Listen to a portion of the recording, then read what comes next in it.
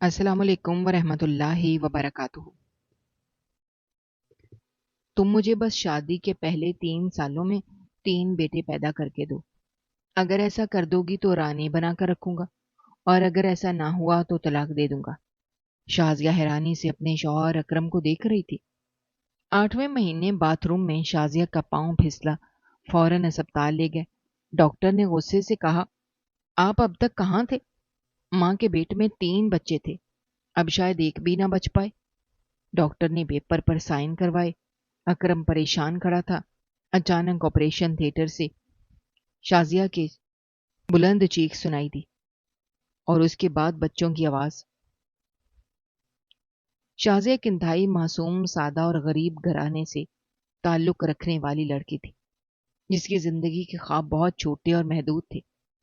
اس کے والدین نے اپنی ساری زندگی کی جمع پونجی لگا کر اس کی پرورش کی تھی، اور ان کی سب سے بڑی خواہش یہی تھی کہ ان کی بیٹی کسی اچھے اور کھاتے پیتے گھرانے میں بیاہی جائے اور وہاں خوش و خرم زندگی گزارے۔ شازیہ کے والد ایک چھوٹی سی دکان چلاتے تھے اور سارا دن محنت مزدوری کر کے بمشکل گھر کا خرچہ پورا کرتے تھے۔ شازیہ کی والدہ سلائی کڑھائی کا کام کر کے اپنے شوہر کا ہاتھ بٹاتی تھی، تاکہ شازیہ کے جہیز کے لیے کچھ پیسے جوڑے جا سکے۔ شازیہ اپنے گھر میں ایک پھول کی طرح پلی تھی۔ وہ سارا دن گھر کے کاموں میں اپنی ماں کی مدد کرتی اور اپنے والدین کی ہر بات پر سر تسلیم خم کرتی تھی۔ اس کی شکل و صورت بہت دلکش تھی۔ اس کی سادگی میں عجیب سی کشش تھی، جس کی وجہ سے محلے کی ہر عورت اس کی تعریف کرتی تھی۔ ایک دن شازیہ کی قسمت نے اچانک ایک نیا موڑ لیا۔ شہر کے انتہائی امیر اور بااثر شخص اکرم کا رشتہ اس کے لیے آیا۔ اکرم ایک بہت بڑے کاروبار کا مالک تھا۔ اس کے پاس دولت کی کوئی کمی نہیں تھی۔ اس کا طرز زندگی کسی بادشاہ سے کم نہیں تھا۔ وہ ایک بہت بڑے محل نما گھر میں رہتا تھا، جس کے باہر کئی گاڑیاں کھڑی رہتی تھیں۔ شازیہ کے والدین نے جب یہ رشتہ دیکھا تو انہیں ایسا لگا جیسے خدا نے ان کی ساری دعائیں قبول کر لی ہیں اور ان کی بیٹی کے نصیب جاگ گئے ہیں۔ انہوں نے اس رشتے کو خدا کی طرف سے ایک معجزہ سمجھا اور بغیر کسی تاخیر کے اس رشتے کو قبول کر لیا۔ شادی کی تقریبات انتہائی شاندار اور پرتعیش طریقے سے انجام پائیں۔ اکرم نے پانی کی طرح پیسہ بہایا۔ پورے شہر میں اس شادی کے چرچے ہونے لگے۔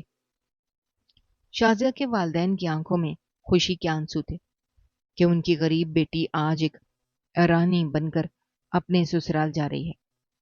شازیہ جب سرخ عروسی جوڑے میں ملبوس ہو کر اکرم کے اس عالیشان اور محل نما گھر میں داخل ہوئی، اسے ایسا محسوس ہو رہا تھا جیسے وہ کسی خوابوں کی دنیا میں آ گئی ہو۔ ہر طرف نوکر چاکر اور بے پناہ دولت بکھری ہوئی تھی۔ گھر کے در و دیوار سے عمارت چھلک رہی تھی، لیکن شازیہ کو اس بات کا بالکل بھی اندازہ نہیں تھا کہ یہ محل دراصل اس کے لیے ایک سونے کا پنجرہ بننے والا ہے، اور اس کی زندگی کا سب سے بھیانک اور تاریک دور شروع ہونے والا ہے۔ شادی کی ابتدائی چند دن تو ظاہری طور پر پرسکون اور اچھے گزرے۔ اکرم نے اس کے لیے قیمتی تحائف لا کر دیے، اسے ہر طرح کی آسائش مہیا کی، لیکن پھر بہت جلد اکرم کے چہرے سے وہ نقاب اترنا شروع ہو گیا جو اس نے دنیا کو دکھانے کے لیے پہن رکھا تھا۔ اکرم دراصل ایک انتہائی مغرور، ضدی اور مردانہ انا کا شکار انسان تھا، جس کے نزدیک عورت کی حیثیت صرف ایک مشین یا غلام سے زیادہ کچھ نہیں تھی۔ اس کی زندگی کا سب سے بڑا جنون اس کا خاندانی نام اور اس کی وراثت تھی، جسے وہ ہر حال میں آگے بڑھانا چاہتا تھا۔ وہ سمجھتا تھا کہ دولت کے زور پر وہ ہر چیز خرید سکتا ہے، یہاں تک کہ قدرت کے فیصلے بھی۔ شادی کے بمشکل 1 ہفتے بعد ایک رات جب شازیہ اپنے کمرے میں بیٹھی اپنے مستقبل کے خواب بن رہی تھی، اکرم انتہائی سنجیدہ اور سرد چہرے کے ساتھ کمرے میں داخل ہوا۔ اس کی آنکھوں میں کوئی محبت یا نرمی نہیں تھی، بلکہ ایک عجیب سی سختی اور حکمرانی کا تاثر تھا۔ اس نے کمرے کا دروازہ زور سے بند کیا اور شازیہ کے بالکل قریب آ کر اس کی آنکھوں میں آنکھیں ڈال کر انتہائی سخت اور دو ٹوک لہجے میں وہ بات کہی جس نے شازیہ کی روح کو چھلنی کر کے رکھ دیا۔ اس کے پیروں تلے سے وہ تمام خوبصورت زمین کھینچ لی جس پر وہ پچھلے کئی دنوں سے چل رہی تھی۔ اکرم نے شازیہ سے کہا کہ تم مجھے بس شادی کے پہلے 3 سالوں میں 3 بیٹے پیدا کر کے دو۔ اگر تم ایسا کرو گی میں تمہیں اس محل کی رانی بنا کر رکھوں گا، تمہاری ہر خواہش پوری کروں گا، تمہیں سونے میں تول دوں گا۔ لیکن اگر ایسا نہ ہوا یا تم نے بیٹیاں پیدا کی تو میں تمہیں اسی وقت طلاق دے کر اس گھر سے نکال دوں گا اور کسی دوسری عورت سے شادی کر لوں گا۔ شازیہ حیرانی اور شدید صدمے سے اپنے شوہر اکرم کو دیکھ رہی تھی۔ اسے اپنے کانوں پر یقین نہیں آ رہا تھا کہ جو شخص چند دن پہلے تک اس کے ساتھ محبت کی قسمیں کھا رہا تھا اسے ایک بچہ پیدا کرنے والی مشین سمجھ رہا ہے۔ اس نے اس کی زندگی اور اس کے رشتے کی بنیاد صرف اور صرف بیٹوں کی پیدائش پر رکھ دی ہے۔ شازیہ کے حلق میں جیسے کانٹے چبھنے لگے، اس کی آنکھوں سے آنسوؤں کی جھڑی لگ گئی۔ اس نے روتے ہوئے اکرم سے کچھ کہنے کی کوشش کی، اسے سمجھانا چاہا کہ اولاد تو اللہ کی دین ہوتی ہے، اس میں انسان کا کیا اختیار ہے، لیکن اکرم نے اپنے ہاتھ کے سخت اشارے سے اسے خاموش کروا دیا اور انتہائی شفافیت سے کہا کہ میرے فیصلے پتھر پر لکیر ہوتے ہیں اور میرے خاندان میں بیٹیوں کی کوئی جگہ نہیں ہے۔ مجھے صرف اور صرف اپنا وارث چاہیے، اور وہ بھی ایک نہیں بلکہ 3، تاکہ میرا نام اور میری دولت ہمیشہ میرے خون کے پاس رہے۔ تم ایک غریب گھرانے سے آئی ہو، تمہارا کام صرف میرے خاندان کو وارث دینا ہے۔ یہ کہہ کر اکرم کمرے سے باہر چلا گیا اور شازیہ کو اس اندھیرے اور خوفناک مستقبل کے ساتھ تنہا چھوڑ گیا۔ اس رات شازیہ بہت روئی۔ اس نے اپنے خدا کے سامنے گڑ گڑا کر دعائیں مانگی، اپنی قسمت پر ماتم کیا۔ وہ ساری رات بستر پر پڑی سسکیاں لیتی رہی، لیکن وہ یہ بات اپنے غریب اور بوڑھے والدین کو نہیں بتا سکتی تھی، کیونکہ وہ پہلے ہی اس کی شادی پر اپنا سب کچھ لٹا چکے تھے۔ ان کے دل بہت کمزور تھے، اور اگر وہ انہیں یہ بتاتی کہ اس کا امیر شوہر اس سے کیا مطالبہ کر رہا ہے اور اسے کیسی دھمکیاں دے رہا ہے تو شاید وہ یہ صدمہ برداشت نہ کر پاتے اور جیتے جی مر جاتے۔ اس دن کے بعد سے شازیہ کی زندگی ایک شدید ذہنی اور جسمانی عذاب میں تبدیل ہو گئی۔ اکرم کا رویہ اس کے ساتھ انتہائی سرد اور بے حس ہو چکا تھا۔ وہ شازیہ سے بات بھی تب کرتا جب اسے کوئی ضرورت ہوتی۔ اسے ہر وقت یہی تانا دیتا رہتا کہ وقت تیزی سے گزر رہا ہے اور اسے اپنی شرط یاد رکھنی چاہیے۔ شازیہ ہر وقت اسی خوف اور دباؤ کا شکار رہتی کہ اگر اس نے بیٹے پیدا نہ کیے تو اس کی زندگی برباد ہو جائے گی اور معاشرہ اسے ایک طلاق یافتہ عورت کے طور پر جینے نہیں دے گا۔ مہینے گزرتے گئے، شازیہ پر ذہنی دباؤ اس قدر بڑھ گیا کہ وہ اندر ہی اندر کھوکھلی ہونا شروع ہو گئی۔ اکرم اسے ہر مہینے مختلف مہنگے اسپتالوں میں لے کر جاتا، ڈاکٹروں سے مہنگی ادویات دلوا کر لاتا، اسے کھانے پر مجبور کرتا تاکہ وہ جلد از جلد حاملہ ہو سکے۔ شازیہ کا وجود ان تیز اور گرم ادویات کے اثر سے مسلسل کمزور ہو رہا تھا۔ اسے ان دوائیوں سے شدید ری ایکشن ہوتا، اسے سارا دن متلی آتی، اس کے سر میں درد رہتا، لیکن اکرم کو اس کی صحت کا ذرا برابر بھی پرواہ نہیں تھی۔ اسے صرف اپنے مقصد اور اپنی شرط سے غرض تھی۔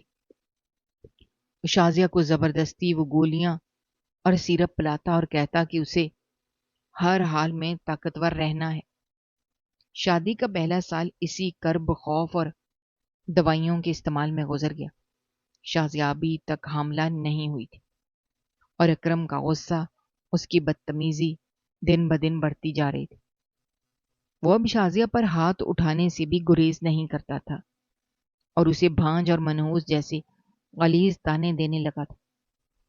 گھر کے نوکر بھی اب شازیہ کو ترس بھری نظروں سے دیکھتے تھے، کیونکہ وہ جانتے تھے کہ ان کا مالک اس معصوم لڑکی کے ساتھ کیا سلوک کر رہا ہے۔ شازیہ راتوں کو جاگ جاگ کر روتی اور اللہ سے فریاد کرتی کہ اسے اس عذاب سے نجات دے دے یا اس کی گود ہری کر دے، تاکہ وہ اس روز روز کی ذلت اور طلاق کے خوف سے بچ سکے۔ وہ اپنے والدین سے بھی بہت کم ملتی تھی، کیونکہ اکرم نے اس کے باہر جانے پر پابندی لگا دی تھی۔ پھر شادی کے دوسرے سال کے آغاز میں قدرت نے آخر کار شازیہ کی فریاد سن لی، اور وہ دن آ گیا جب شازیہ کو محسوس ہوا کہ اس کے جسم میں ایک نئی زندگی نے جنم لیا ہے۔ جب اس نے اپنا طبی معائنہ کروایا اور رپورٹ مثبت آئی تو اس کی خوشی کی کوئی انتہا نہ رہی۔ اس نے روتے ہوئے خدا کا شکر ادا کیا کہ اب شاید اس کے گھر کا ماحول ٹھیک ہو جائے اور اکرم اسے وہ عزت اور محبت دے گا جس کی وہ حقدار تھی۔ جب اس نے ڈرتے ڈرتے یہ خوشخبری اکرم کو سنائی تو اکرم کے چہرے پر ایک عجیب سی فاتحانہ مسکراہٹ ابھر آئی۔ اس نے شازیہ کو کچھ مہنگے تحفے تو دیے، لیکن ساتھ ہی اس نے دوبارہ اپنی وہ ظالمانہ شرط یاد دلاتے ہوئے انتہائی سرد لہجے میں کہا کہ خوش ہونے کی ضرورت تب ہے جب یہ معلوم ہو جائے کہ یہ بیٹا ہے یا بیٹی، اور مجھے 3 بیٹے چاہیے۔ یہ تو صرف شروعات ہے، ابھی تمہیں 2 بار اور اس عمل سے گزرنا ہے۔ اکرم کے ان الفاظ نے شازیہ کی اس چھوٹی سی خوشی کو بھی ایک گہرے خوف اور پریشانی میں ڈبو دیا۔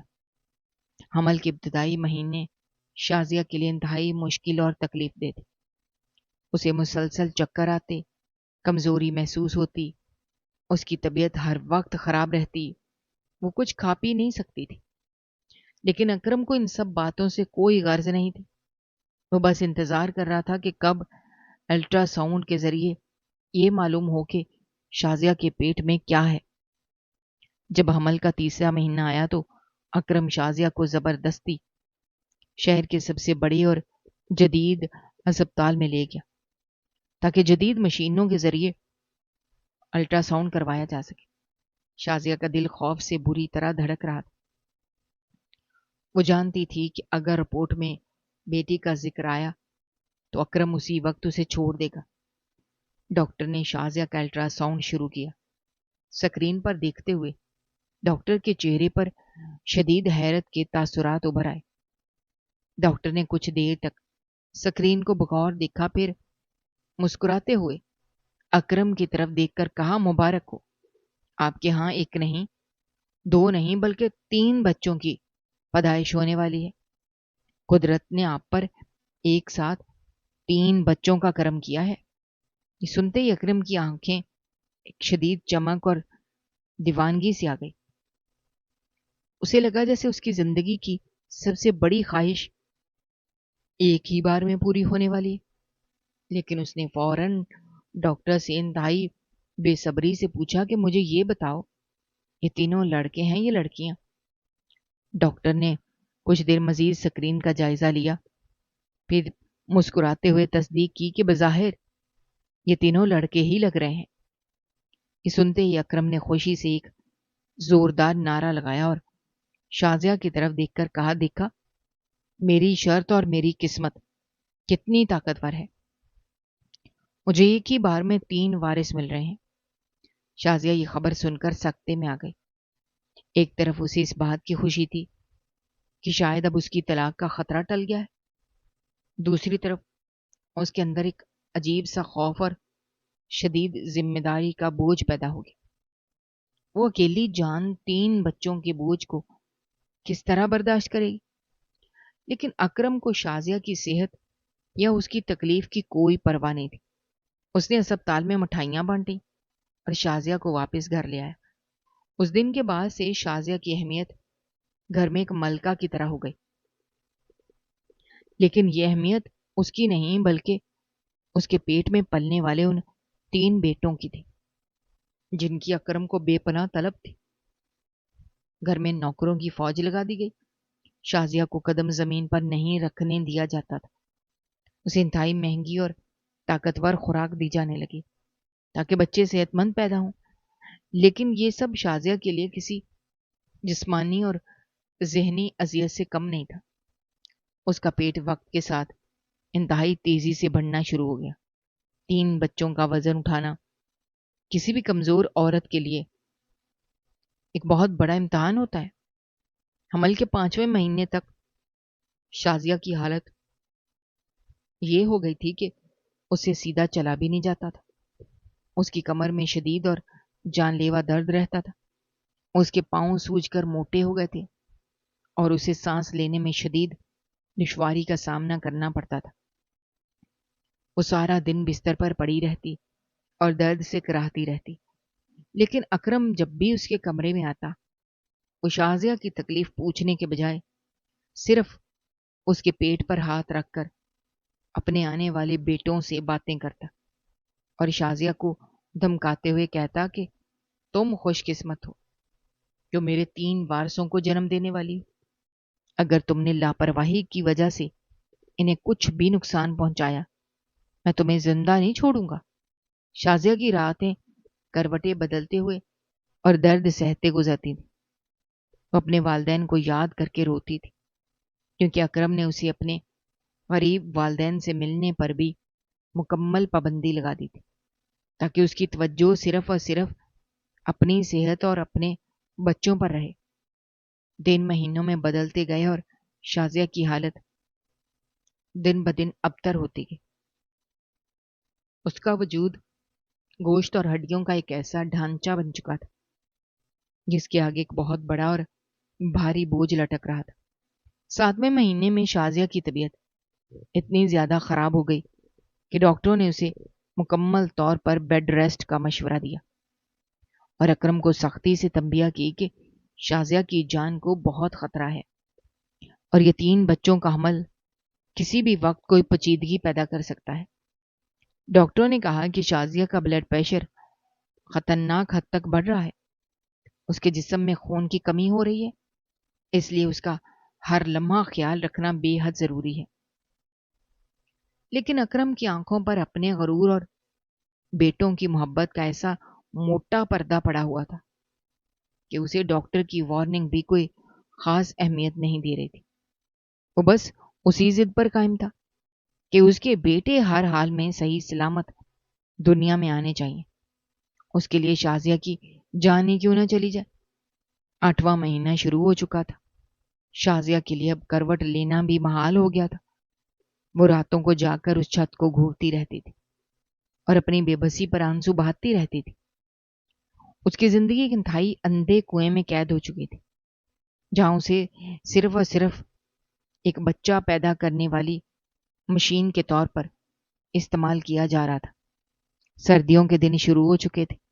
گھر کے فرش انتہائی ٹھنڈے اور یخبستہ ہو گئے تھے۔ ایک دوپہر جب اکرم اپنے کاروبار کے سلسلے میں گھر سے باہر گیا ہوا تھا، گھر کے تمام نوکر بھی اپنے اپنے کاموں میں مصروف تھے۔ شازیہ اپنے بستر پر اکیلی لیٹی ہوئی تھی۔ اس کے پیٹ میں ہلکی ہلکی تکلیف ہو رہی تھی۔ اسے باتھ روم جانے کی شدید حاجت محسوس ہوئی۔ اس نے کئی بار آواز دے کر اپنی ملازمہ کو بلانے کی کوشش کی، لیکن گھر کے اس بڑے اور پرشکوہ حصے میں اس کی کمزور آواز کسی کے کانوں تک نہیں پہنچ سکی۔ اسے احساس ہوا کہ وہ مزید برداشت نہیں کر سکتی۔ اس نے انتہائی مشکل اور درد کے ساتھ اپنے بھاری سوجے ہوئے پیر بستر سے نیچے اتارے۔ اس کا سارا جسم کانپ رہا تھا۔ اس کے پیٹ کا وزن اسے آگے کی طرف جھکا رہا تھا۔ اس نے دیوار کا سہارا لیا اور انتہائی سست اور کانپتے قدموں کے ساتھ باتھ روم کی طرف چلنا شروع کیا۔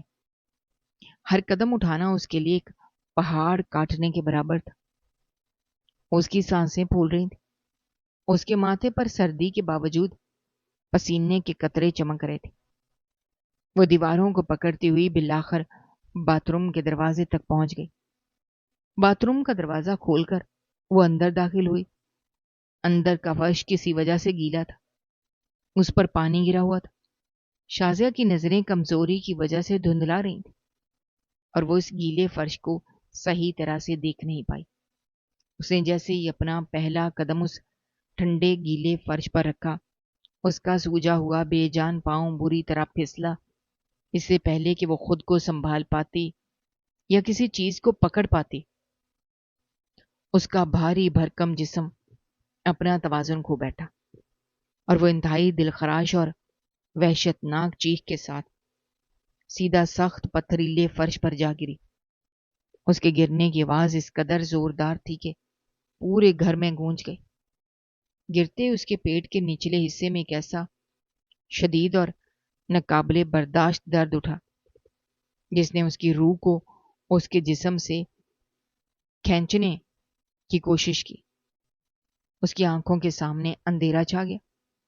اس کے جسم سے خون کا ایک تیز فوارہ بہہ نکلا جس نے دیکھتے ہی دیکھتے باتھ روم کے سفید فرش کو مکمل طور پر سرخ کر دیا۔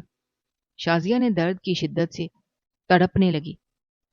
اس کے منہ سے اب کوئی آواز نہیں نکل رہی تھی، بس اس کی آنکھیں پھٹی ہوئی تھیں اور وہ اپنے پیٹ کو پکڑ کر فرش پر مچھلی کی طرح تڑپ رہی تھی۔ اسی وقت اس کی چیخ سن کر گھر کی ملازمائیں اور نوکر بھاگتے ہوئے وہاں پہنچے۔ شازیہ کو خون میں لت پت دیکھ کر ان کے ہوش اڑ گئے۔ انہوں نے فوراً چیخو پکار شروع کر دی اور ایک نوکر نے کانپتے ہوئے ہاتھوں سے اکرم کو فون کر کے اس حادثے کی اطلاع دی۔ اکرم جو کہ شہر میں ہی موجود تھا، یہ خبر سنتے ہی دیوانہ وار گاڑی بگاتا ہوا گھر پہنچا۔ جب اس نے باتھ روم کے فرش پر شازیہ کو موت و حیات کی کشمکش میں اور خون میں لتھڑے ہوئے دیکھا تو اس کے پیروں تلے سے زمین نکل گئی۔ اسے شازیہ کی جان سے زیادہ اپنے تینوں بیٹوں کی جان کی فکر کھائی جا رہی تھی جو پچھلے 8 مہینوں سے اس کے غرور کا حصہ بنے ہوئے تھے۔ اس نے فوراً نوکروں کی مدد سے شازیہ کو کے بے ہوش اور خون آلود جسم کو اٹھایا اور اسے گاڑی کی پچھلی سیٹ پر ڈال کر انتہائی تیز رفتاری کے ساتھ شہر کے سب سے بڑے ہسپتال کی طرف روانہ ہو گیا جہاں شازیہ کا علاج چل رہا تھا۔ اکرم کی گاڑی شہر کی سڑکوں پر کسی پاگل وحشی جانور کی طرح دوڑ رہی تھی۔ اس کے ذہن پر ایک عجیب سی دیوانگی اور وحشت سوار تھی۔ اس نے ٹریفک کے تمام اشارے توڑ دیے تھے۔ اسے ارد گرد چلنے والی گاڑیوں کی، گزرنے والے لوگوں کی یا کسی بھی پولیس والے کی کوئی پرواہ نہیں تھی۔ اسے صرف اور صرف وہ اسپتال نظر آ رہا تھا جہاں اسے اپنے 3 وارثوں کی جان بچانی تھی جن کے خواب وہ پچھلے 8 مہینوں سے دیکھ رہا تھا۔ گاڑی کا پچھلی سیٹ پر شازیہ بے ہوش پڑی تھی۔ اس کا خون مسلسل بہہ رہا تھا جس سے گاڑی کی سیٹیں اور فرش مکمل طور پر سرخ ہو چکے تھے، لیکن اکرم کی نظر میں شازیہ کے اس بہتے ہوئے خون، اس کی بے بسی یا اس کی تکلیف کا ذرا برابر بھی کوئی اہمیت نہیں تھی۔ وہ بار بار شازیہ کے اس پھولے پیٹ کو دیکھتا اور دل ہی دل میں خدا سے منتیں کرتا کہ اس کے بیٹے کسی بھی طرح زندہ بچ جائیں، اور اسے اپنا سارا غرور اور تکبر بری طرح ٹوٹتا ہوا محسوس ہو رہا تھا جو اس نے اپنی بے پناہ دولت، اپنے اثر و رسوخ اور اپنی مردانگی کے بلبوتے پر شازیہ کو دکھایا تھا۔ اسے لگ رہا تھا اگر آج اس کے یہ تینوں بیٹے مر گئے، اس کی نسل ہمیشہ کے لیے ختم ہو جائے گی، اس کا وہ سارا خاندانی نام مٹی میں مل جائے گا جس کے لیے اس نے شازیہ کی زندگی کو ایک جہنم بنا دیا تھا۔ اس کے ہاتھ سٹیئرنگ وہیل پر بری طرح کانپ رہے تھے۔ اس کے ماتھے سے پسینے کے قطرے بہہ کر اس کی آنکھوں میں جا رہے تھے۔ اس کا سانس بری طرح پھول رہا تھا۔ اسے اپنا اربوں روپے کا بزنس، اپنی فیکٹریاں اور اپنا وہ محل نما گھر بالکل بے معنی لگ رہا تھا، کیونکہ ایک بے اولاد اور لاوارث انسان کے لیے یہ سب کچھ مٹی کے ڈھیر کے سوا کچھ نہیں ہوتا۔ اس نے اپنی رفتار کم نہیں کی اور دیوانہ وار ہارن بجاتا ہوا اسپتال کے ایمرجنسی گیٹ تک پہنچ گیا۔ اسپتال پہنچتے ہی اکرم نے گاڑی کی بریک اتنے زور سے لگائے کہ ٹائروں کی رگڑ کی ایک انتہائی بھیانک آواز پیدا ہوئی۔ اس نے گاڑی کا دروازہ کھولا اور دیوانہ وار چیختا ہوا اندر کی طرف بھاگا۔ اس کی چیخو پکار اور اس کی پاگلوں جیسی حالت دیکھ کر اسپتال کا عملہ اور نرسیں فوراً سٹریچر لے کر باہر دوڑی۔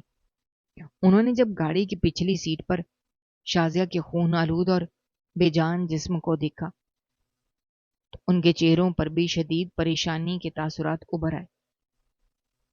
انہوں نے انتہائی تیزی سے شازیہ کو گاڑی سے نکالا اور سٹریچر پر ڈال کر اسپتال کی وہ اندرونی راہداریوں کی طرف بھاگنے لگے۔ اسپتال کی وہ لمبی چوڑی اور سفید راہداریاں اکرم کے لیے کسی طویل اور نہ ختم ہونے والے عذاب کی طرح لگ رہی تھی۔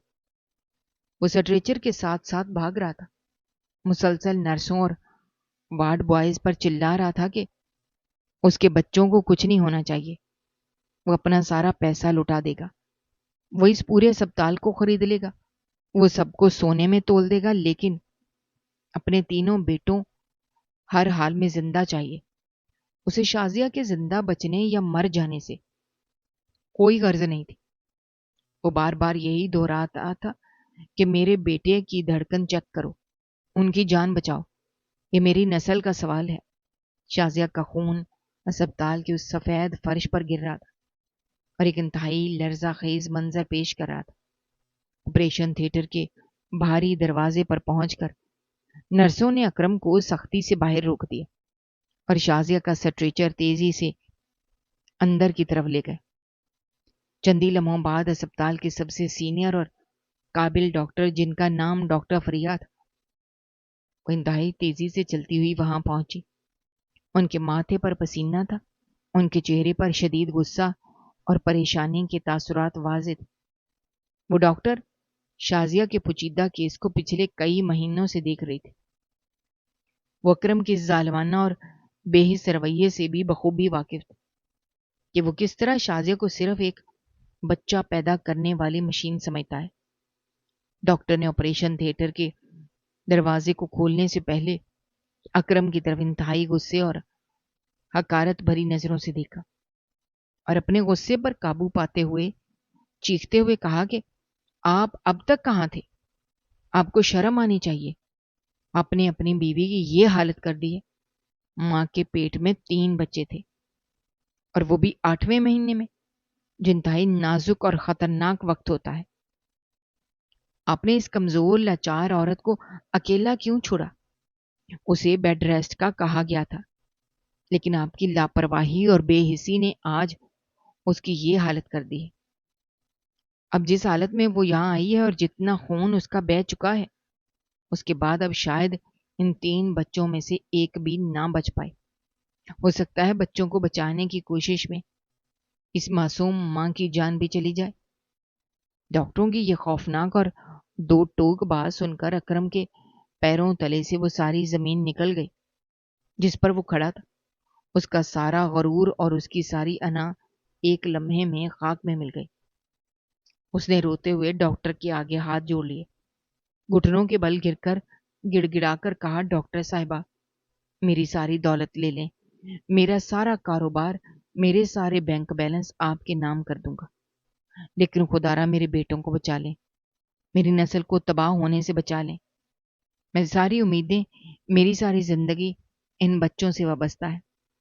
ڈاکٹر نے انتہائی حقارت اور نفرت سے بھرے اپنے ہاتھ چھڑائے اور انتہائی سخت لہجے میں کہا، اب یہ دولت اور یہ پیسہ آپ کے کسی کام نہیں آئے گا۔ قدرت کے فیصلوں کے آگے آپ کا یہ غرور ریت کی دیوار ہے۔ ہم اپنی پوری طبی کوشش کریں گے، لیکن صورتحال اس وقت ہمارے کنٹرول سے باہر لگ رہی ہے۔ مجھے امید ہے کہ کم ہی نظر آ رہی ہے۔ ڈاکٹر نے وہیں اپنے پاس کھڑی نازیہ نامی ایک نرس کو اشارہ کیا، جس کے ہاتھ میں کلپ بورڈ اور کچھ اہم قانونی کاغذات تھے۔ نازیہ اسپتال کی ایک فرض شناس اور ایماندار نرس تھی۔ جو اس وقت ڈیوٹی پر موجود تھی، اس سارے معاملے کی نزاکت سے پریشان تھی۔ ڈاکٹر نے اکرم سے انتہائی سخت اور کرخت لہجے میں کہا کہ ہم شازیہ کا فوری انتہائی پوشیدہ آپریشن کرنے لگے ہیں، جس میں ماں اور بچے دونوں کی جان کو شدید خطرہ لاحق ہے، اور ہم کسی بھی وقت کوئی بھی فیصلہ لینے پر مجبور ہو سکتے ہیں۔ اس لیے اسپتال کے سخت قوانین اور میڈیکل بورڈ کی ہدایت کے مطابق آپ کو ان اجازت ناموں پر اور ان حلف ناموں پر فوراً دستخط کرنے ہوں گے، تاکہ اگر دوران آپریشن کوئی جانی نقصان ہو جائے یا ہمیں ماں اور بچوں میں سے کسی ایک کو بچانے کا فیصلہ کرنا پڑے، اور اسپتال کی انتظامیہ پر کوئی قانونی ذمہ داری یا کوئی پولیس کیس نہ بن سکے، ہم بلا خوف اپنا کام کر سکیں۔ نازیہ نے وہ کاغذات اور ایک قلم اکرم کے کانپتے ہاتھوں میں تھما دیا اور اسے وہ جگہ بتائی جہاں اسے دستخط کرنے تھے۔ اکرم اس وقت شدید پریشانی، صدمے اور حواس باختگی کے عالم میں تھا۔ اس کا دماغ بالکل کام نہیں کر رہا تھا۔ اسے ایسا لگ رہا تھا جیسے اس کا سانس رک رہا ہو۔ اسے صرف اور صرف اپنے وہ 3 بیٹے نظر آ رہے تھے جو اس وقت موت کے منہ میں جا رہے تھے۔ اس نے ان کاغذات کو پڑھنے کی ذرا برابر بھی زحمت نہیں کی۔ اس کی آنکھوں کے آگے اندھیرا چھایا ہوا تھا اور وہ بس یہی چاہتا تھا کہ ڈاکٹر جلدی سے اندر جائے اور اس کے بچوں کا آپریشن شروع کر دے تاکہ وہ دنیا میں آ سکے۔ اس نے بغیر کچھ سوچے سمجھے اور بغیر ایک بھی لفظ پڑھے ان تمام صفحات پر انتہائی تیزی اور گھبراہٹ کے ساتھ اپنے دستخط کر دیے اور وہ کلپ بورڈ واپس نازیہ کے حوالے کر دیا۔ ڈاکٹر نے وہ کاغذات لیا اور تیزی سے آپریشن تھیٹر کے اندر چلی گئی اور وہ بھاری لوہے کا دروازہ اندر سے بند کر لیا۔ دروازے کے اوپر لگی ہوئی سرخ رنگ کی بتی جل اٹھی، جو اس بات کی علامت تھی کہ اندر زندگی اور موت کی ایک خوفناک اور طویل جنگ شروع ہو چکی ہے۔ اکرم آپریشن تھیٹر کے باہر اس ٹھنڈے بے رحم اور سنسان کوریڈور میں بالکل تنہا کھڑا تھا۔ اس کی حالت کسی پاگل اور مجنون انسان جیسی ہو چکی تھی۔ وہ بار بار اپنے سر کے بالوں کو نوچتا، راہداری میں بے چینی سے چکر لگاتا، دیواروں کے ساتھ اپنا سر ٹکراتا۔ اسے اپنے وہ تمام ظالمانہ الفاظ اور وہ سخت شرطیں یاد آ رہی تھی جو اس نے شادی کے پہلے دن شازیہ کو کہی تھی کہ اگر اس نے بیٹے پیدا نہ کیے تو وہ اسے گھر سے نکال دے گا۔ آج قدرت اس کے اس غرور کا، اسی تکبر کا اور اسی بے حسی کا امتحان لے رہی تھی۔ اسے یہ احساس دلا رہی تھی کہ زندگی اور موت کے فیصلے انسان کی دولت، اس کی جائیداد یا اس کی شرطوں کے محتاج نہیں ہوتے، بلکہ یہ فیصلے صرف اور صرف اس ذات کے لیے کے ہاتھ میں ہیں جو زندگی بخشتا ہے۔ ایک ایک سیکنڈ گزرنا اس کے لیے محال ہو رہا تھا۔ راہداری میں لگی ہوئی گھڑی کی سوئیاں جیسے رک گئی تھیں۔ ان کی ٹک ٹک کی آواز اکرم کے کانوں پر کسی ہتھوڑے کی طرح برس رہی تھی۔ وہ بار بار آپریشن تھیٹر کے اس بند دروازے کی طرف دیکھتا اور خدا سے رو رو کر منتیں کرتا کہ کسی طرح اسے اندر سے بچوں کے رونے کی آواز آ جائے۔ اس نے دل ہی دل میں کئی قسمیں کھائیں کہ اگر آج اس کا بیٹے سلامت بچ گئے، وہ شازیہ کو کبھی کوئی دکھ نہیں دے گا، اسے اپنے سر کا تاج بنا کر رکھے گا۔ وہ اسپتال کی اس لمبی راہداری میں چلتے چلتے تھک چکا تھا۔ اس کے دل کی دھڑکن بے قابو ہو رہی تھی۔ لگ بھگ 2 گھنٹے کا انتہائی طویل صبر آزما اور جان لیوا وقت گزر چکا تھا اور اندر سے کوئی بھی خبر نہیں آئی تھی۔ اکرم کی ٹانگوں نے جواب دے دیا تھا۔ وہیں کوریڈور کے ٹھنڈے فرش پر مایوسی اور تھکاوٹ سے بیٹھ گیا تھا۔ اس کا دل ڈوب رہا تھا اور اسے لگ رہا تھا اب سب کچھ ختم ہو چکا ہے۔ اس کی نسل ہمیشہ کے لیے مٹ چکی ہے کہ اچانک ایک ایسا غیر متوقع اور لرزہ خیز واقع پیش آیا جس نے اسپتال کے اس پورے کوریڈور کے بھیانک سناٹے کو ایک ہی لمحے میں چیر کر رکھ دیا۔ آپریشن تھیٹر کے بند دروازے کے اندر سے ایک انتہائی دلخراش، بلند ترین اور خوفناک چیخ سنائی دی۔ یہ چیخ اس قدر بلند اور تیز تھی کہ اکرم کے جسم کا سارا خون جم گیا، لیکن یہ چیخ درد اور تکلیف میں مبتلا شازیہ کی نہیں تھی، نہ ہی یہ ڈاکٹر فریحہ کی آواز تھی۔ یہ چیخ نازیہ نامی اس نرس کی تھی جو اس وقت آپریشن تھیٹر کے اندر ڈاکٹر کے ساتھ موجود تھی، جس نے کچھ دیر پہلے اکرم سے ان قانونی کاغذات پر دستخط کروائے تھے۔ نازیہ کی وہ چیخ اس قدر حیرت زدہ اور خوفناک اور صدمے سے بھرپور تھی جیسے اس نے اندر کوئی بہت ہی بھیانک منظر دیکھ لیا ہو، یا کوئی ایسا ناقابل یقین واقعہ ہو گیا ہو جس کی اسے کسی بھی انسان کو قطعاً کوئی توقع نہیں تھی۔ اکرم اس چیخ کو سنتے ہی بجلی کی تیزی کے ساتھ فرش سے اٹھ کھڑا ہوا۔ اس کا دل اتنی زور سے دھڑکنے لگا کہ اسے اپنا سینہ پھٹتا ہوا محسوس ہوا۔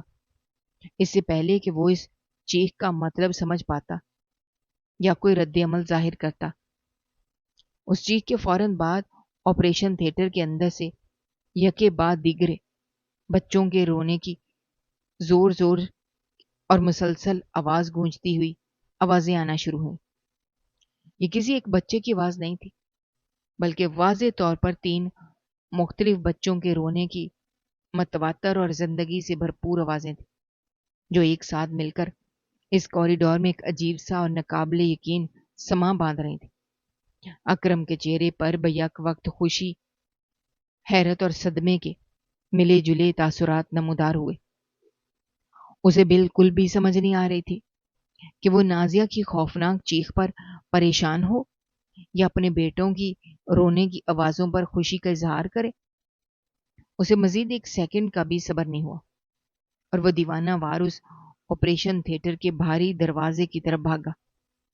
اس نے بغیر کسی کی پرواہ کیے اسپتال کے تمام اصولوں کو توڑتے ہوئے اس دروازے کو اپنی پوری طاقت سے دھکا دیا اور سیدھا آپریشن تھیٹر کے اندر داخل ہو گیا۔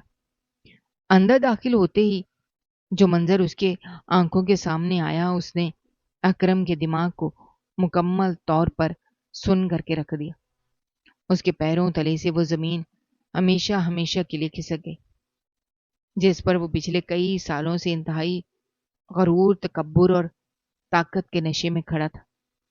آپریشن تھیٹر کا وہ منظر اس کے تصورات اور اس کی سوچ سے بالکل مختلف اور انتہائی لرزہ خیز تھا۔ سامنے آپریشن کی بڑی سی ٹیبل پر شازیہ لیٹی ہوئی تھی، لیکن وہ نہ تو بے ہوش تھی اور نہ ہی موت و حیات کی کشمکش میں مبتلا تھی، نہ ہی اسے کوئی آکسیجن ماسک لگایا گیا تھا، بلکہ شازیہ اپنے پورے ہوش و حواس میں تھی اور اس نے ایک انتہائی پرسکون، فاتحانہ اور طنزیہ مسکراہٹ کے ساتھ اپنا سر تکیے پر رکھا ہوا تھا۔ اس کے پاس ہی وہ سینئر ڈاکٹر فریحہ کھڑی تھی، جس کے چہرے پر اب کوئی غصہ، کوئی پریشانی یا کوئی خوف نہیں تھا، بلکہ ایک عجیب سا اطمینان اور سکون تھا۔ اور ان دونوں کے بالکل قریب ہی شیشے میں 3 چھوٹے چھوٹے انتہائی خوبصورت، صحت مند اور تندرست بچے ہاتھ پاؤں مارتے ہوئے زور زور سے رو رہے تھے۔ یہ تینوں لڑکے تھے اور بالکل صحیح سلامت تھے۔ ان میں قبل از وقت پیدائش کی کوئی بھی کمزوری نہیں تھی، لیکن کمرے کے کونے میں نازیہ نامی وہ نرس شدید صدمے کی حالت میں دیوار کے ساتھ لگی کھڑی تھی۔ اس کے ہاتھ بری طرح کانپ رہے تھے اور وہ اپنی پھٹی ہوئی آنکھوں سے کبھی شازیہ کو اور کبھی ڈاکٹر کو اور کبھی ان بچوں کو دیکھ رہی تھی۔ دراصل نازیہ کی وہ دلخراش چیخ کسی خونی خرابی، کسی حادثے یا بچوں کی موت پر نہیں نکلی تھی، بلکہ اس کی وہ چیخ اس ناقابل یقین اور خوفناک راز کے اچانک بے نقاب ہونے پر نکلی تھی جو شازیہ اور سینئر ڈاکٹر نے مل کر پچھلے 8 مہینوں سے اکرم کے خلاف انتہائی خاموشی، عقل مندی اور مہارت کے ساتھ تیار کیا تھا۔ نازیہ اس اسپتال کی ایک عام سی نرس تھی اور وہ اس ساری سازش اور ڈرامے سے مکمل طور پر بے خبر تھی۔ جب اس نے دیکھا کہ شازیہ کا کوئی حادثہ نہیں ہوا تھا، بلکہ کوئی ایمرجنسی آپریشن نہیں ہوا تھا، اس کی حالت بالکل خطرے سے باہر تھی اور یہ بچے نارمل طریقے سے دنیا میں آئے تھے۔ اس کے منہ سے وہ حیرت اور صدمے کی چیخ نکل گئی۔ اکرم اس سارے منظر کو دیکھ کر سکتے کی حالت میں بت بنا کھڑا تھا۔ اسے کچھ سمجھ نہیں آ رہا تھا کہ یہ سب کیا ہو رہا ہے، یہ کوئی معجزہ ہے یا کوئی بہت بڑا دھوکہ۔ اس نے لڑکھڑاتی آواز میں ڈاکٹر فریحہ سے پوچھا کہ یہ سب کیا ہے؟ میری بیوی تو موت کے منہ میں تھی، اس کا تو اتنا زیادہ خون بہہ چکا تھا، یہ سب کچھ اتنی جلدی کیسے ہو گیا؟ ڈاکٹر نے انتہائی سرد، مضبوط اور طنزیہ لہجے میں جواب دیا کہ شازیہ کا کوئی حادثہ نہیں ہوا تھا، نہ ہی اس کا باتھ روم میں پاؤں پھسلا تھا۔ یہ سب کچھ شازیہ کا اپنا تیار کردہ ایک انتہائی سوچا سمجھا اور مکمل منصوبہ تھا، جسے میں نے اپنی طبی مہارت اور ہمدردی کے ساتھ عملی جامہ پہنایا۔ شازیہ کے کپڑوں پر اور تمہارے گھر کے باتھ روم کے فرش پر نظر آنے والا وہ سارا خون دراصل نکلی تھا اور ایک خاص قسم کے کیمیکل سے بنایا گیا تھا۔ شازیہ پچھلے 8 مہینوں سے تمہاری جسمانی اور ذہنی تشدد کو برداشت کر رہی تھی۔ وہ ہر روز ایک نئی موت مر رہی تھی، لیکن وہ اپنے ان تینوں بیٹوں کو تمہارے جیسے ظالم درندے اور بے حس انسان کے سائے میں پروان چڑھانا نہیں چاہتی تھی۔ وہ جانتی تھی کہ تم صرف بیٹوں کی خواہش میں اندھے ہو چکے ہو، تمہیں اس کی ذات، اس کی عزت یا اس کی تکلیف سے کوئی غرض نہیں ہے۔ اس لیے ہم نے یہ سارا ڈرامہ رچایا تاکہ تم گھبراہٹ میں وہ سب کچھ کر گزرو جو شازیہ چاہتی ہے۔ اکرم یہ سب سن کر غصے سے پاگل ہونے لگا۔ اس کی آنکھوں میں خون اتر آیا، اس کا سارا جسم غصے سے کانپنے لگا۔ اس نے گالیاں دیتے ہوئے آگے بڑھ کر شازیہ کو مارنے کے لیے اپنا ہاتھ بلند کیا، لیکن اس سے پہلے شازیہ نے بیڈ پر بیٹھے بیٹھے اپنا ہاتھ ہوا میں بلند کیا اور انتہائی گرجدار اور پراعتماد اور ایسی مضبوط آواز میں کہا جو اکرم مجھ سے پہلے کبھی نہیں سنی تھی، کہ اپنی حد میں رہو اکرم، اب تم مجھ پر ہاتھ اٹھانے کا وہ سارا حق اور اختیار ہمیشہ ہمیشہ کے لیے کھو چکے ہو۔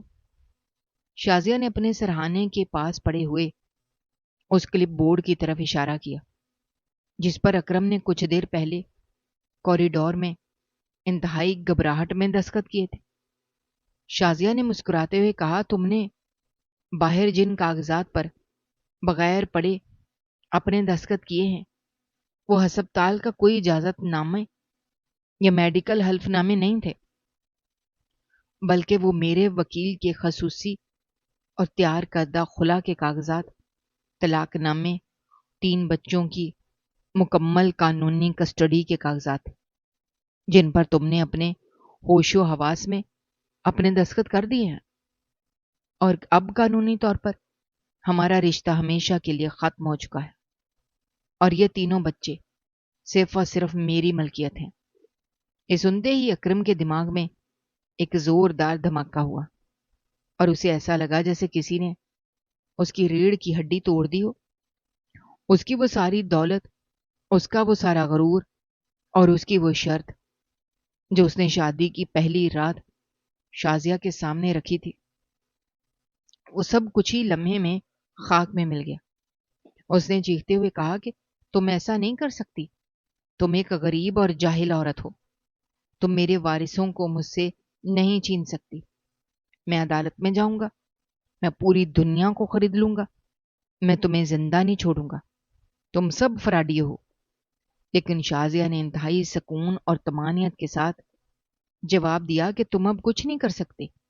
اکرم، تم نے شرط رکھی کہ میں تمہیں 3 بیٹے پیدا کر کے دوں تو تم مجھے رانی بناؤ گے۔ میں نے تمہاری شرط پوری کر دی، یہ دیکھو تمہارے تینوں بیٹے زندہ سلامت مکمل طور پر صحت مند اس دنیا میں آ چکے ہیں۔ میں نے اپنا وعدہ پورا کر دیا، لیکن میں تمہاری رانی بن کر اس سونے کے پنجرے میں مزید قید نہیں رہنا چاہتی۔ میں ایک غریب عورت ضرور ہوں، لیکن میں ایک ماں بھی ہوں۔ ایک ماں اپنے بچوں کو اس ظالم معاشرے اور تمہارے جیسے خود غرض انسان کے حوالے کبھی نہیں کر سکتی۔ میں نے جان بوجھ کر اس حادثے کا ڈرامہ کیا تھا، کیونکہ میں جانتی تھی کہ جب بات ان بیٹوں کی موت پر آئے گی تو تم اندھے ہو جاؤ گے اور بغیر کچھ سوچے سمجھے ہر کاغذ پر دستخط کر دو گے جو تمہارے سامنے رکھا جائے گا۔ تم نے بالکل ویسا ہی کیا جیسا میں نے سوچا تھا۔ اب تمہارے پاس تمہاری وہ ساری دولت، تمہارا وہ بڑا گھر، تمہارا وہ غرور باقی ہے، لیکن تمہارا کوئی وارث تمہارے پاس نہیں ہے۔ تم نے ایک عورت کو بچہ پیدا کرنے والی مشین سمجھا تھا۔ آج اسی عورت نے تمہیں یہ سبق سکھایا کہ عورت جب اپنے بچوں کی حفاظت پر آ جائے تو وہ دنیا کی طاقتور ترین مرد کو بھی اس کی اوقات یاد دلا سکتی ہے۔ اکرم وہاں کھڑا بے بسی سے رو رہا تھا۔ اس نے آگے بڑھ کر بچوں کو چھونے کی کوشش کی، لیکن ڈاکٹر اور نرسوں نے اسے پیچھے دھکیل دیا۔ اسپتال کی سیکیورٹی کو فوراً بلا لیا گیا اور اکرم کو اس آپریشن تھیٹر سے دھکے دے کر اور گھسیٹ کر باہر نکال دیا گیا۔ وہ کوریڈور میں زمین پر گر کر دھاڑے مار مار کر رو رہا تھا۔ اس کا سارا وجود، اس کی دولت اور اس کا تکبر آج ایک معصوم اور مظلوم عورت کی اس عظیم اور حیران کن سازش کے سامنے ریت کی دیوار کی طرح گر چکا تھا۔ شازیہ نے اپنے ان تینوں بیٹوں کو اپنے سینے سے لگایا۔ اس کی آنکھوں سے خوشی اور آزادی کے آنسو بہنے لگے۔ آج اس نے نہ صرف اپنی زندگی کی سب سے بڑی اور خطرناک بازی جیتی تھی، بلکہ اس نے اپنے بچوں کو ایک ایسی اندھیری اور ظالمانہ زندگی سے بھی ہمیشہ کے لیے بچا لیا تھا، جہاں ان کی پرورش ایک ایسے ظالم باپ کے سائے میں ہوتی جو رشتوں کو صرف بیٹی اور بیٹے کے ترازو میں تولتا تھا۔ شازیہ کا ایک قدم اس کی زندگی کی سب سے بڑی کامیابی تھی، اور اکرم کے لیے یہ ایسی عبرتناک اور ذلت امیز سزا تھی جسے وہ ساری زندگی اپنے سینے میں لیے تڑپتا رہے گا اور کبھی اپنے ان تینوں بیٹوں کی شکل تک نہیں دیکھ پائے گا، جن کے لیے اس نے اپنی بیوی کی زندگی کو جہنم بنا دیا تھا۔ قدرت نے ایک عورت کے ہاتھ سے اس کا مرد کا وہ غرور ہمیشہ کے لیے کچل دیا جو رشتوں کو خریدی ہوئی جاگیر سمجھتا تھا۔ اس دردناک اور سنسنی خیز کہانی سے ہمیں زندگی کے کئی اہم اور گہرے اسباق ملتے ہیں جو ہماری خاندانی نظام اور انسانی رویوں کی عکاسی کرتے ہیں۔ پہلا اور سب سے بڑا سبق یہ ہے کہ تکبر، غرور اور انسان کو صرف ایک شے یا مشین سمجھنے کی ہوس کا انجام ہمیشہ عبرتناک ہوتا ہے۔ اکرم اپنی دولت اور بیٹوں کی پیدائش کی ہوس میں اتنا اندھا ہو چکا تھا کہ اس نے اپنی بیوی شازیہ کی عزت اور جان کی کوئی پرواہ نہیں کی اور اسے صرف ایک وارث پیدا کرنے کا ذریعہ سمجھا۔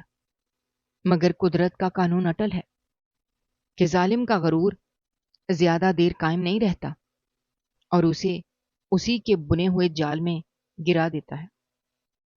ایک عورت جب اندر سے ٹوٹ جاتی ہے اور اس کے پاس کھونے کے لیے کچھ نہیں رہتا تو وہ اپنی حفاظت اور اپنے بچوں کے مستقبل کے لیے ایسے جرات مندانہ اور حیران کن چال چلتی ہے جس کا تصور بھی نہیں کر سکتا۔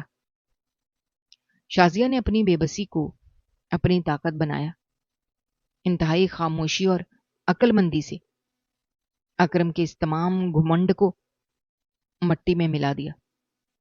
رشتے کبھی بھی دھمکیوں یا شرطوں پر نہیں چلتے، بلکہ ان کی بنیاد محبت، احترام اور باہمی بھروسے پر ہوتی ہے۔ جو شخص رشتوں کو تولنے لگ جائے وہ آخر کار سب کچھ ہار جاتا ہے۔ جیسا کہ اکرم کے پاس اس کی دولت اور اس کا محل تو بچ گیا، لیکن اس کا کوئی وارث یا اپنا اس کے پاس نہیں رہا۔ یہ کہانی ہمیں سکھاتی ہے کہ کبھی بھی کسی کو کمزور نہ سمجھیں اور نہ ہی ظلم کی حدیں پار کریں، کیونکہ مکافات عمل کا پہیہ جب گھومتا ہے تو بڑے سے بڑے طاغوت کو بھی گھٹنوں کے بل لا کر کھڑا کر دیتا ہے۔ सच्ची अक्लमंदी और साबिराना हिकमत इंसान को बड़ी से बड़ी मुसीबत से निकाल लेती है और जालिम को उसके अंजाम तक पहुंचा देती है। दोस्तों, हमारी आज की ये कहानी आपको कैसी लगी? कमेंट बॉक्स में अपनी राय का इजहार करना मत भूलिएगा। और अगर आप हमारे चैनल पर नए हैं तो चैनल को सब्सक्राइब करना भी मत भूलिएगा। शुक्रिया। अल्लाह।